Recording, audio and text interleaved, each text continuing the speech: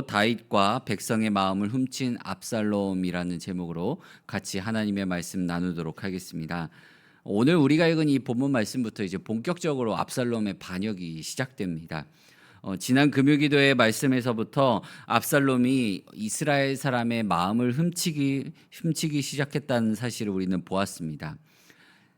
지금 압살롬은 자기 아버지인 다윗 그리고 이스라엘의 왕인 다윗이 두 눈을 부릅뜨고 살아 있음에도 불구하고 계속해서 이 이스라엘의 왕인 다윗을 비판하며 이스라엘 사람의 마음을 훔쳐왔습니다. 이 말은 곧 압살롬이 그냥 오늘 읽은 말씀에 딱 들어가서 본격적으로 반역을 시작한 게 아니라 그 전부터 이스라엘 왕을 향하여 계속해서 이 반역되는 행위를 거듭해 왔다라는 거예요. 근데 다윗이 그 사실을 계속 눈 감아주고 있었습니다. 오늘 우리가 읽었던 이 마지막 절인 12절 말씀을 같이 한번 읽어보겠습니다. 제사 드릴 때에 압살롬이 사람을 보내 다윗의 모사 길로 사람 아히도벨을 그의 성읍 길로에서 청하여 온지라. 반역하는 일이 커감에 압살롬에게로 돌아오는 백성이 많아지니라. 아멘. 압살롬이 이스라엘 사람의 마음을 훔치기 시작한 날로부터 이제 4년이라는 시간이 지났고요. 압살롬은 4년 동안 어떻게 하면 반역할 수 있을까? 그러니까 군사적인 이 봉기를 일으켜가지고 이 왕권을 찬탈할 수 있을까를 고민하며 4년을 준비했습니다. 12절 말씀 하반절에 압살롬에게로 돌아오는 백성이 많아지니라라고 전하며 압살롬이 반역을 위하여 이스라엘 상당수의 이 백성들의 마음을 아버지 다윗으로부터 떠나가게 만들고 또 그 민심을 자기 것으로 만들어 왔다라는 것을 알려주고 있습니다. 압살롬은 반역을 일으키기까지 다윗을 지속적으로 이 거짓으로 속여왔습니다. 8절 말씀을 보면 당신의 종이 아람 그술에 있을 때에 서원하기를 만일 여호와께서 반드시 나를 예루살렘으로 돌아가게 하시면 내가 여호와를 섬기리이다 하였나이다 라고 전합니다. 압살롬은 다윗에게 내가 그술에 있을 때 예루살렘으로 돌아오게만 하나님께서 해주신다면, 그런 복을 나에게 베풀어 주신다면 내가 헤브론으로 가서 하나님께 예배드리겠다라고 서원했다고 거짓말을 합니다. 그런데 신명기 23장 21절 말씀을 보게 되면요, 내 하나님 여호와께 서원하거든 갚기를 더디하지 말라. 내 하나님 여호와께서 반드시 그것을 내게 요구하시리니 더디면 그것이 내게 죄가 될 것이라 라고 전합니다. 성경 말씀은 서원을 했으면 빨리 지키라고 전하고 있습니다. 압살롬은 암논을 죽이고 도망갔다가 예루살렘으로 돌아온 지 7년이라는 시간이 있었어요.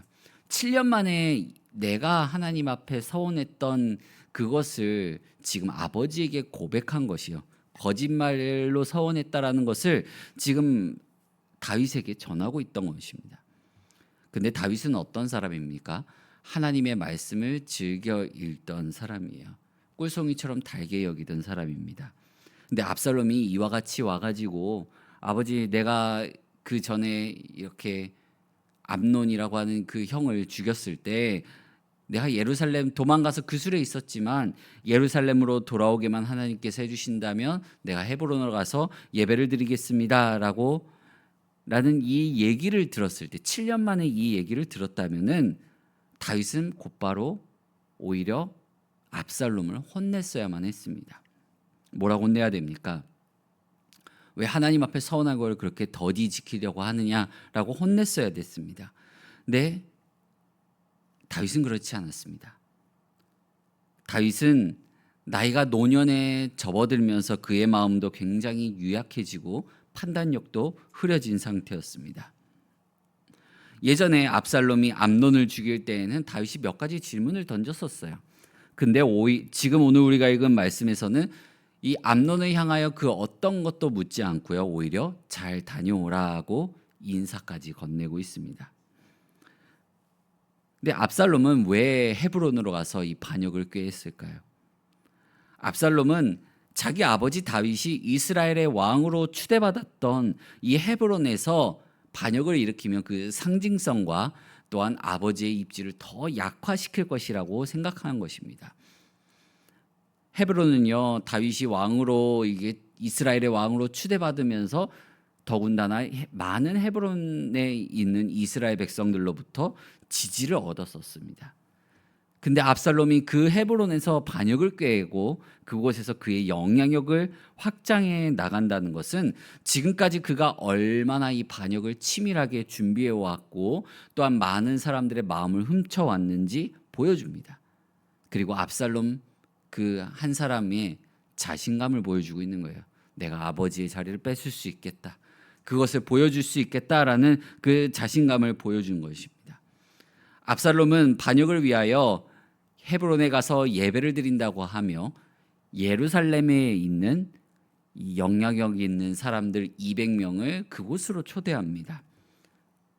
그곳으로 간 뭣도 모르고 예배 드리는구나, 제사를 드리는구나 하면서 간 그곳이 어떻게 됩니까? 인질로 붙잡히는 자리가 된 거예요.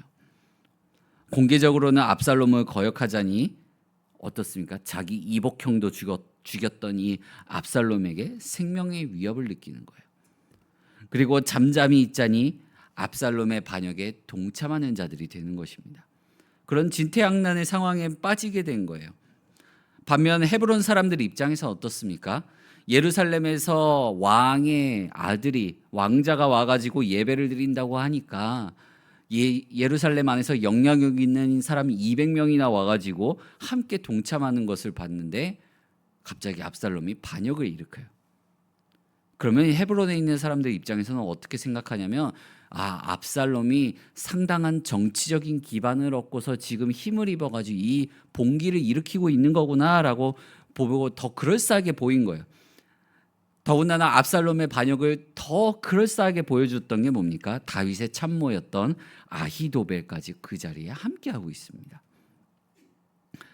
아히도벨이 어느 정도의 영향력과 능력이 있는 사람이었냐면요. 이제 나중에 보게 될 텐데 이 사무엘하 15장 31절 말씀을 보면 이렇게 말씀합니다. 어떤 사람이 다윗에게 알리되 압살롬과 함께 모반한 자들 가운데 아히도벨이 있나이다 하니 다윗이 이르되 여호와여 원하옵건대 아히도벨의 모략을 어리석게 하옵소서 하니라라고 말씀합니다. 아히도벨이 압살롬의 반역에 동참했다라는 그 소식을 듣자마자 바로 다윗이 하나님 앞에 기도합니다. 하나님, 아히도벨의 모략을 어리석게 하여 주시옵소서. 다윗이 이렇게 바짝 긴장해가지고 하나님 앞에 기도할 정도의 사람이었던 것입니다. 대단한 지략가였던 거예요. 우리가 비교해서 보자면 삼국지의 제갈공명 정도 됐던 것 같습니다. 그래서 다윗은 하나님을 의지하며 기도한 거예요. 다윗이 아는 사람들 중에 아히도벨만큼 지략이 뛰어나고 그렇게 능력 있는 사람이 없었기에 하나님을 의지한 것입니다. 압살롬은 지혜로 이스라엘 백성들을 돌보라고 기름 부음 받은 이스라엘의 왕을 팔았고요. 그리고 그렇게 이스라엘 백성들의 마음을 훔쳤습니다. 그리고 하나님의 이름을 경히 여기며 제사를 팔았습니다. 그렇게 반역을 도모했습니다. 하나님은 그런 압살롬을 죽이기로 작정하십니다. 하나님께서 압살롬을 죽이기로 작정하심이 드러나는 순간이 있는데 그 순간이 언제냐면요. 제갈공명과 같은 이 지략가인 아히도벨의 말을 이 압살롬이 귀담아 듣지 않고요. 오히려 어리석은 사람인 후세의 말을 들으면서 그의 반역은 실패의 길로 확 꺾여 들어갑니다. 사랑하는 성도 여러분, 압살롬은 암논이 그의 누이 다말을 강간한 사건으로부터 반역하기까지 무려 11년이라는 세월을 기다렸고요. 준비했습니다. 하지만 압살롬이 보여줬던 행보는 잔인했습니다. 폭력적이었습니다. 그리고 거짓으로 가득 차 있었습니다. 하나님은 그런 압살롬을 그냥 두지 않으셨습니다. 그를 죽이기로 작정하셨습니다. 그런 위협의 순간, 폭력과 거짓이 난무하는 순간 속에 우리가 살아가기 위해선 어떻게 해야 될까요? 오늘날 세상은 너무나도 차가워졌고요. 폭력적으로 변했고요. 또 거짓으로 가득 있는 세상을 우리는 살아가고 있습니다. 그러한 세상 속에 우리가 분별력을 갖고 살아가려면 깨어 있어야 합니다. 말씀을 가까이 해야 합니다. 말씀을 가까이 하고 기도의 자리로 나아가야 합니다. 그리고 내가 육체적으로 더 연약해지면 연약해질수록 정신을 바짝 차리고 하나님을 의지해야 합니다.